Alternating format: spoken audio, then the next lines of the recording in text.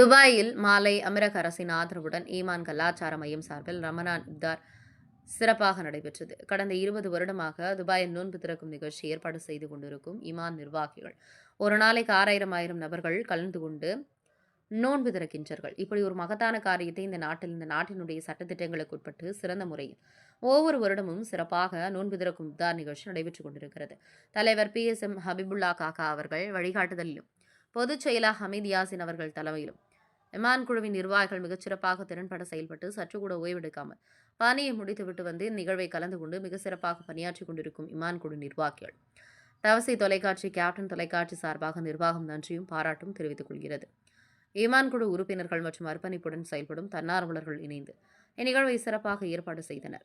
இந்நிகழ்ச்சியின் சிறப்பு விருந்தினர்களாக கேப்டன் தொலைக்காட்சி, தவசி தொலைக்காட்சி வளைகுடா முதன்மை நெறியாளர், தேமுதிக அமீரக பிரிவு செயலாளர் கமல் KVL, தேமுதிக அமீரக பிரிவு துணை செயலாளர் சாகுல் அமீத், சமூக வலைதள துணை செயலாளர் நைனா முகமது, அமீரக குறும்பட விழா ஏற்பாட்டாளர் ராமமலர், நித்யரூபன், சதீஷ் திலக் மற்றும் அம்ருதா, துணைத் தலைவர் முத்தமிழ் சங்கம் துபாய் மன்னை அமின், ஃபாரூக் தலைவர் TMMK துபாய் ஒளிப்பதிவாளர் RR மீடியா ரஷீத்.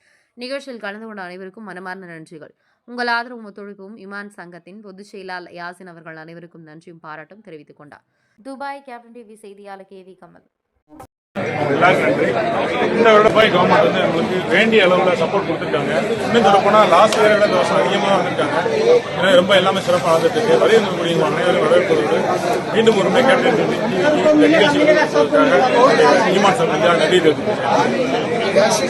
பெரிய ஒரு தொண்டு, நல்ல மனசு வேணும். எவ்வளவு இருந்தாலும் ஒரு கஷ்டமான சூழ்நிலையிலும் பொருட்படுத்தாமல் இருக்கிற மக்களிடம் ஒன்று சேர்ந்து இந்த நாட்டுடைய சட்டத்துக்கு உட்பட்டு இப்படி ஒரு நிகழ்வு நடத்துறாங்க.